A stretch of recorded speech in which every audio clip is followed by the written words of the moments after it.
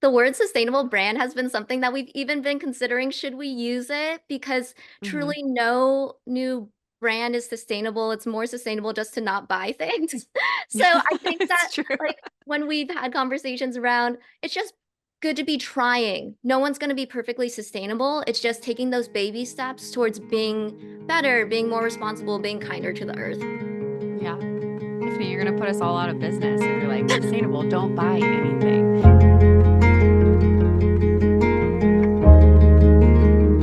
Welcome to the Moxie podcast. This month we've been talking about all about sustainability and we're in the last week of that. And it's been just a joy to hear all the different stories and kind of the common themes throughout the month. But I'm excited to have Tiffany on the podcast today. We have been doing a lot of work with her over the last couple months. And so welcome to the podcast and community. Thanks. I'm so excited to be here. Yeah, I'm excited not only for people to hear about the ordinary good and all that you've just been up to within the business, but also get to know you a bit. And so I love to start the podcast with just asking, how about you tell our listeners who you are and what you're best known for? Yeah, so I am co-founder and brand director of The Ordinary Good, and we're a mission-led branding agency focused on elevating the impact of brands making our world better. Typically, we work with sustainable or social impact brands, usually focused on growing e-commerce to get to the next level of their business. But yeah, my background was originally like trying to be a social entrepreneur. I bootstrapped my own brand. We closed it, but had that whole experience, worked at sustainable startups, but did all of that before we launched our agency. I don't think I knew that. I don't think I knew that that was the start. Oh yeah, that's how I joined an accelerator called Praxis, and that's when I went to shadow under Liz and Ben Bohannon at Seiko. It was actually while we were starting That's what was called right. Dele. Yeah, so it was Okay. a Okay. wild journey. Yeah, we've had those conversations. Yeah. Well, first of all, I want to like kind of stop there because I think in our journeys as entrepreneurs as a whole, or anyone in the nonprofit world, or if you're just, leading a group or an organization, I just feel like as an individual, we think that having to close our doors sometimes, like, I mean, that's an emotional journey there. And I would love for you to kind of maybe talk about the bounce back. I had some workshops where I was talking about the resiliency of just who we are as humans, and that I had a speaker come to one of our workshops, and she was talking about just like the aspect of an arrow, right? That like we have to pull back to sometimes be launched forward.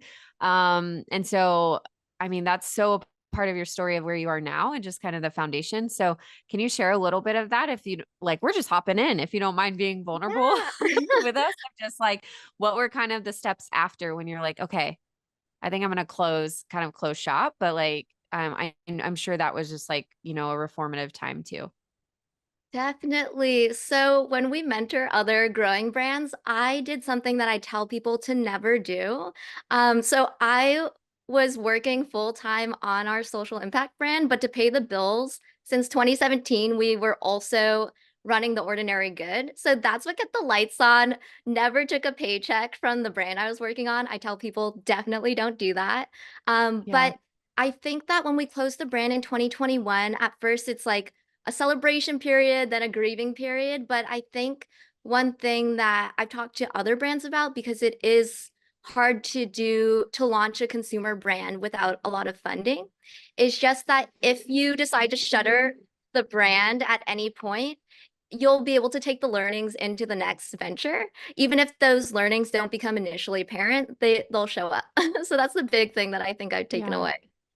Yeah. That's a lot of light there because, yeah, I think there's a lot of reflection we have to do as entrepreneurs. I always am like, man, I have to look back and see like God's faithfulness through the journey because there's a lot of times where I'm just like, we're so in it. And then I'm like, okay, it seems really hard, but like let's go back 5 years and put ourselves there and see how far we've come. And I just don't think we do that enough of um care like reflecting, but like you're saying we do carry we carry so much of what we learn into the next journey, into the next door. So um wow, that's so thank you for sharing that and starting us off like that. Yeah, absolutely. I talk with a lot of brands that are in similar spots, so I feel like it's I love when it's transparent. Yeah. So let's talk about the ordinary good.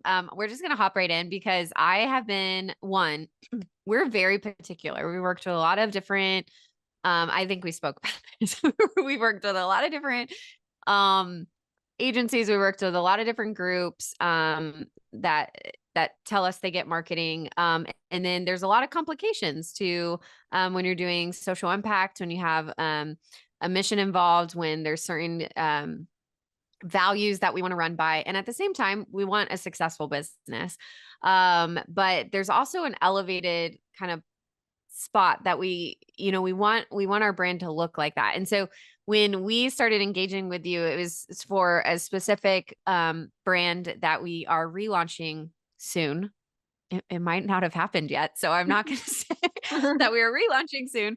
And something that's been hard for us is finding people that get our style. And you've met Paloma, our lead designer, and you've met our team and kind of the heartbeat behind that. But I loved how you guys, and especially you, just like listened. I mean, you've worked with so many brands. I think you could have just come out of the gate and been like, you need to do all these things. But you just listened. And I would love to talk through the process of how the ordinary good got started, and kind of y'all's ethos, because I think in anything you can really see that in your company. And so I just want to applaud you for that. I highly respect what you are doing, and have, again, worked with a lot of different spaces and people. And I really truly love the approach that you guys take. So we'd love to hear kind of the origin story of how the ordinary good got started, and some of those values that you run with as a team.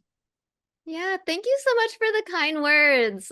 So when we first got started, my co-founder and I, we met at a sustainable fashion startup. So she was creative director, I was marketing director. We were leading things at a pretty fast pace.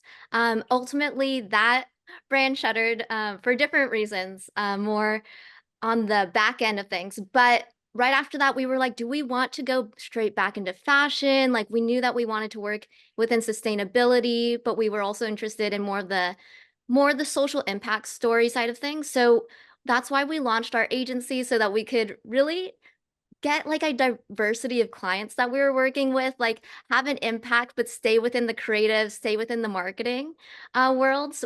Running the brand, I realized that I don't love operations.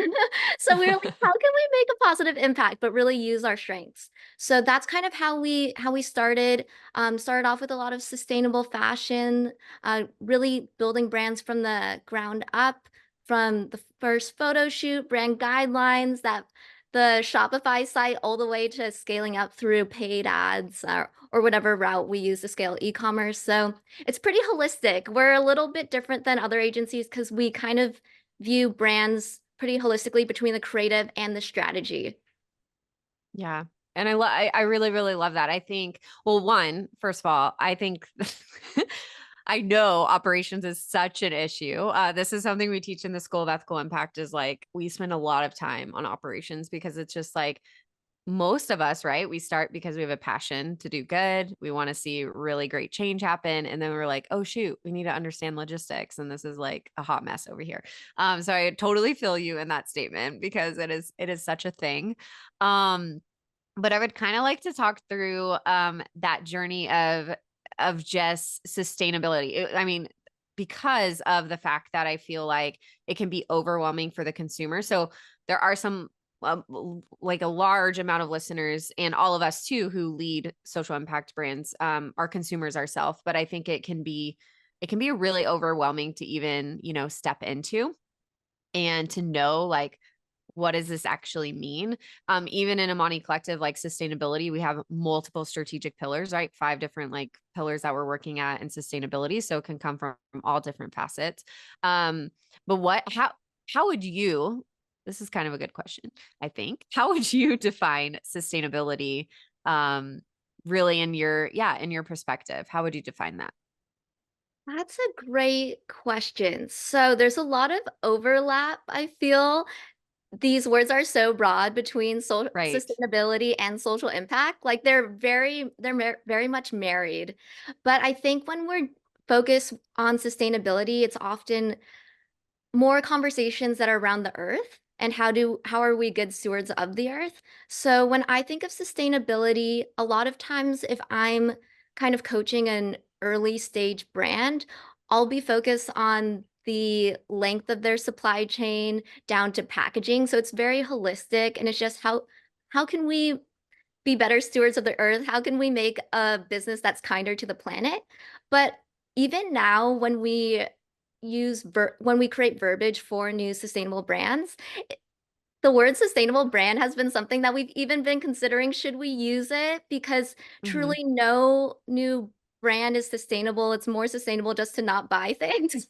So I think that It's true. like when we've had conversations around, it's just good to be trying. No one's going to be perfectly sustainable. It's just taking those baby steps towards being better, being more responsible, being kinder to the earth. Yeah. Tiffany, you're going to put us all out of business if you're like sustainable, don't buy anything. It is true though. I mean, when we're looking at our initiatives and we're like, okay, recycle, reuse, like, all the different R's, the 5 R's there and like everything that you're doing on that side, it is like it's so much better to do less consuming. Still go check out all the amazing brands that we work with. But on the other side too, I think, something I like about talk about sustainability, especially within social impact is how are we thinking of the longevity um of our impact and how it can sustain for a long time, right? And I think as an entrepreneur myself and looking at the impact that we're doing in Kenya, I never want to be the linchpin of that success. Like I want to make sure that if you took me out of the equation that impact would still go, there would still be a beautiful model. There would still be people who want to consume it. And I think that's why marketing is so important.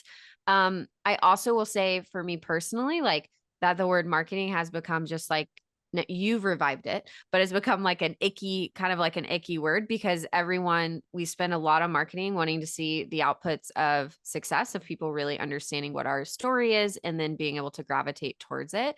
So what are some things, when you have a client who comes to you, and obviously the biggest burden I would say is any type of capital, human capital, financial capital, social capital when we're starting a venture. But if we push, finances aside, what are some things that you just start with to the core?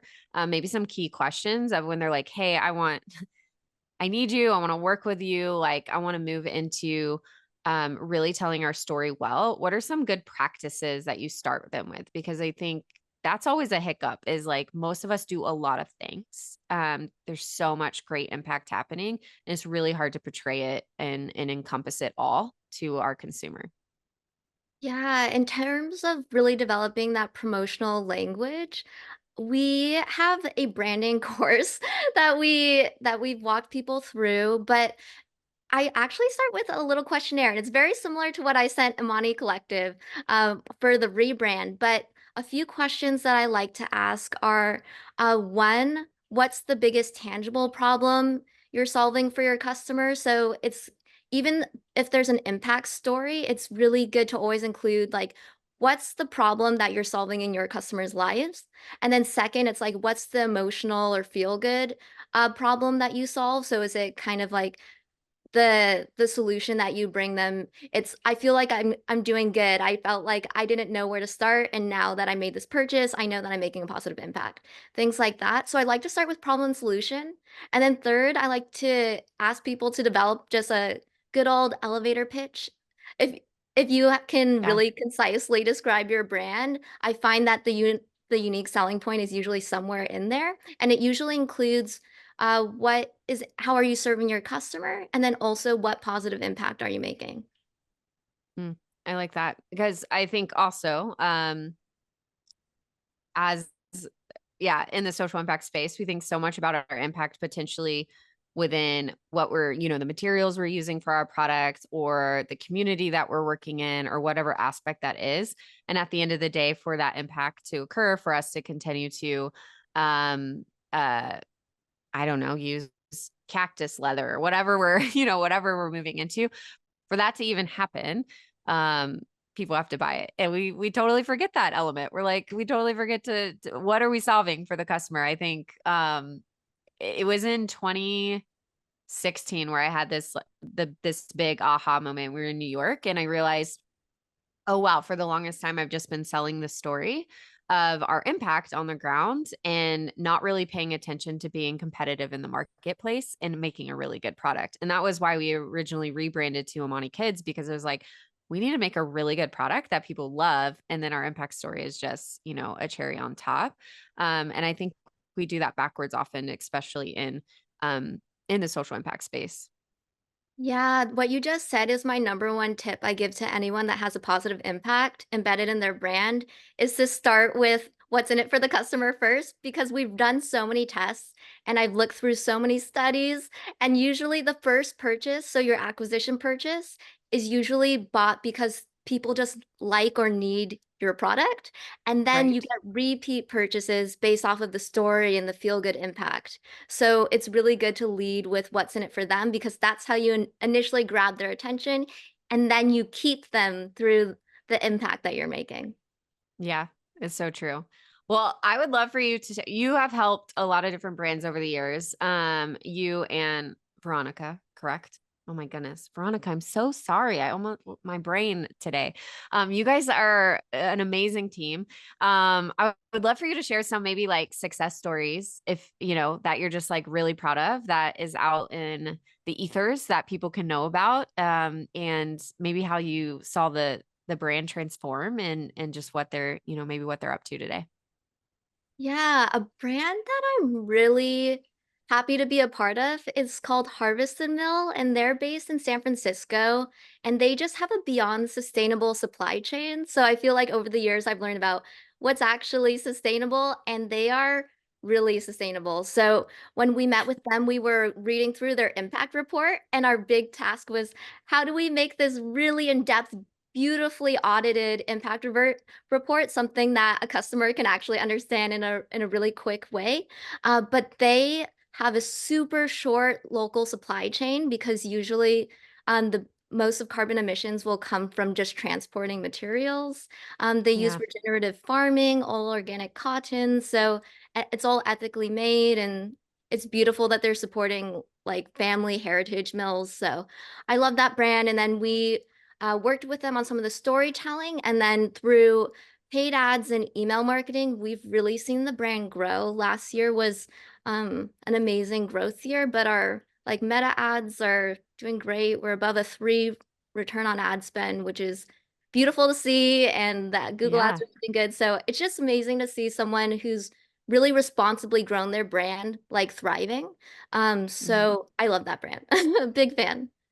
What's the name of it again? Oh, Harvest and Mill. Okay. What are the products that they have? Oh yeah, so they're all organic cotton essentials. Okay. That's Yeah. awesome. We'll make sure we link that in the show notes for you guys to find out more about them. Um, I also love that you talked about ad spend. I think this is something that people can get a little bit um I don't know, fear one in the beginning, they're fearful of spending money to grow, maybe to grow. And then at the same time, maybe are hurt in the end, kind of hurt because their management who was, taking care of their ads, not that I'm speaking from experience, you know, wasn't necessarily helping. And then they feel like they've just like wasted their resources. Something that it's near and dear to my heart is making sure we steward our resources well, both financially and our talents and our time and all of that. Um, so I know kind of the back end of the ordinary good and again, your ethos of just how you present and how you work with a customer. But can you share a little bit of what makes you and Veronica unique to work with? Because I really loved in our first initial conversation we had kind of how you shared that. Yeah. Okay. I hope that this is exactly what I said in our initial call, Probably. but I'm we like putting you on the spot. You yeah, got it. we work with a lot of growing brands. So often they're all impact driven, but they're often like in the startup, the small to mid-sized space, anywhere from like 6 figures starting out to 8 figures. annual revenue. But what we do really well, because we work with largely small teams, is we're kind of your fractional marketing team and fractional creative team. So instead of chasing a million people, it's all under one house. We don't have a typical agency structure. So you're actually working with Veronica and I 90% of the time, and we're the ones executing the work. So it's just, we found it's a lot easier for small teams of like under 10 people, under 5 people to actually just manage their creative and marketing needs. And then we work closely together. So everything's um, basically like consistent, concise, strong across all your marketing channels. So yeah, we like to think of ourselves as your little marketing wings, like your little fractional teams. That's exactly what I wanted you to share. Green A plus, gold star. So you did great. Yay. Yeah. So I think out of everything, and the reason why I wanted you to come to the end of sustainability is throughout this month, we started with Kevin. He's the director of sustainability with Monty and talked about all of our initiatives. And we met with Hamina and she talked about Cynthia and her really amazing brand, and Nancy with Provision Kenya's, and Nadine. We talked about a lot of brands in between. But at the end of the day, I kind of wanted to like end because you can have great strategic pillars, what Kevin went over, and you can have great brands. That was kind of how we sandwiched it. But people got to know what you're doing, and there does have to be profit that we pay attention to and how it's being ran. In the School of Ethical Impact, we created 5 P's of sustainability, which is really important framework that we go off of, even at Amani Collective, where it's like, okay, yes, we have purpose and we care about people. We care about the planet, and we want to make sure we're partnering and leveraging those partnerships. But at the end of the day, we do have to pay attention to profit. I started out in the nonprofit space. And so profit was always kind of like a gross word, like an icky word, when do you pay yourself and what does that look like, and having to get over that mindset. And something that I'm pretty adamant about is this phrase where we say people over profit. Although I love and I value what the intention behind that is, I also know that if we don't pay attention to profit, our people will fail, and our people will lose, and our impact will dissolve. And so it's really important in that. And so I want to circle back to the idea of what you were saying of like, you got to create an essential, like you got to ask the customer what is important to them. And although we are purpose driven and we do have, impact, we also have an amazing impact on our customer through education. They're getting the right products in their hands so that they can also be advocates of that. And so I would love for you to just like talk about your heartbeat behind that. And also as you've moved into just continuing to grow the ordinary good. What are some themes and patterns that you've seen across the brands that you're working with, that either again light them up and kind of that's how they're connecting to the customer, and then also on the other side maybe some challenges they face as impact brands. There are challenges, but those challenges we can conquer. But I'm just curious. I'm sure as you're looking even across sectors, there's commonalities and themes that you're seeing that are wins and challenges, and would love for you to share that. Yeah, that's a great question. A lot of what you were talking about made me think of just an old school exercise that you learn in most business classes in college, which is your marketing mix. So Yeah. it's how does your product, your price, your promotion, and your place, so your distribution, how does that all work together to create a successful brand? So I think in terms of wins for our clients, it's when we've done enough testing through marketing to find a marketing mix that makes sense. So a Mm, product that fits a need, but it's at the right price point. It has a good story. It connects with the audience. It shows up at the right place at the right time. So that's the win. And it often takes a lot of testing to get there. So especially for new brands, it's normal for it to take like a year, 2 years, 3 years to finally find your product market fit. But it's a lot of testing and it's good and it can be fun and I know it can be frustrating, but it's necessary. And then on the flip side, the challenge, I think, for most sustainable brands, because they're doing good and they're paying people living wages and they might be running holistic programs like Amani Collective, it's the margins are usually like a little lower than brands that are not paying people a living wage. So Unfortunately, I think the consumer is used to seeing pretty low price points. So when we see that happening in our marketing, what we really focus on is more the brand side. Like, how can we make this brand feel more elevated, more premium to make sure that the brand is always connecting with that elevated premium price point? So that's what we really focus on when we see on the flip side of the positive testing, kind of people saying, "Oh, why is it so expensive when I can get this on Amazon for like $7?" No, we Mhm. gotta rebrand that. So I think it can be a con, but it's definitely fixable. Yeah. I'm just hitting this because and whoever is part I'm gonna forget this. So anyone I'm part of the Moxie community, remind me in a year.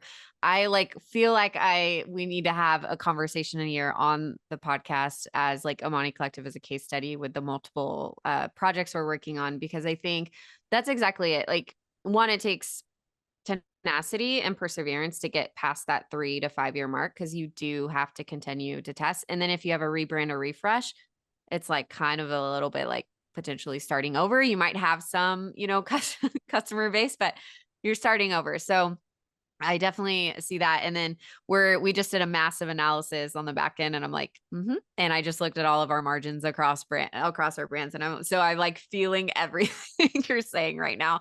And it's not bad. Like you're potentially not going to hit the industry standard, but you do need to find something that works. And if it is too low, it just doesn't work. And so it's like, really understanding the back end margin is important, and not being naive in that, because I think sometimes as social impact entrepreneurs and as a whole, like we really don't want to pay attention to it because it's a hard truth, sometimes. And at the end of the day, yeah, it might mean we have to close the doors for the sake of our sanity, but also for the sake that the model will never work. And um, yeah, I hate to say that, but it is like you have to find a model that works, and then you have to match up with amazing team like the Ordinary Good, and be able to share it with the world and allow it to grow in a way that is sustainable for you.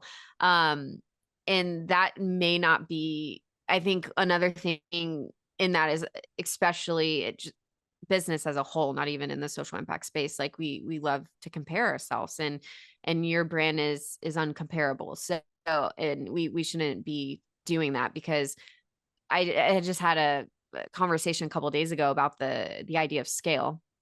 And that's a kind of a relative term depending on how you define it, depending on like what are you talking about in scale? Is that like and what are you comparing that to? And is that it's just a little bit has a lot of ambiguity to that. So I think figuring out how you're being value led, and what do you want your goals to be and scale to be, at the end of the day, is important to know. But um I could ramble on and get on tangents of that, but it's always a joy for me to find people who are centered around truly telling the story of impact and coming alongside companies and not and just shooting it straight.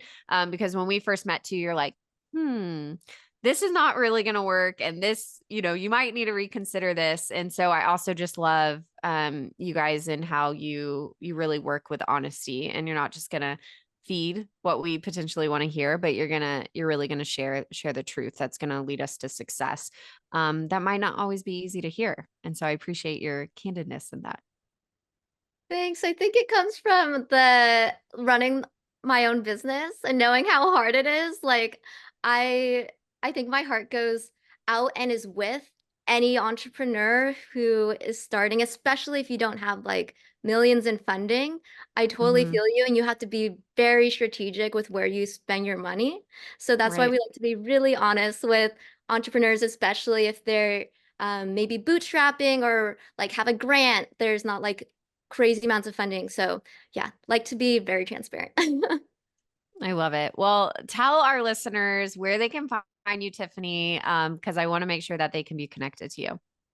Yeah, so you can find us at The Ordinary Good anywhere on the internet. So theordinarygood.com or The Ordinary Good on Instagram. Awesome. Yeah. And if you're like, you want to be connected, you can also reach out to me, and I will, make sure that you guys can get connected to Tiffany and just her team and what she's doing. And as we end today, because we could talk about all different strategies and we could get really granular and talk for hours. But as we end today, I would love for you to share with our community one last thing to live by. Yeah, I think one last thing to live by, especially as a social impact entrepreneur, would be you're perfect where you are. Like you're good enough as is, and nothing's ever going to be flawless. But that's not what the true perfection is. It's just like you're on the path. It's good. You're fine as you are. You'll get the hang of it. That's awesome. Thank you for being a part of our community and being a part of the Moxie podcast today. We'll have all the information we talked about in the show notes, and so you guys can plug in and get connected. And as always, Moxie on.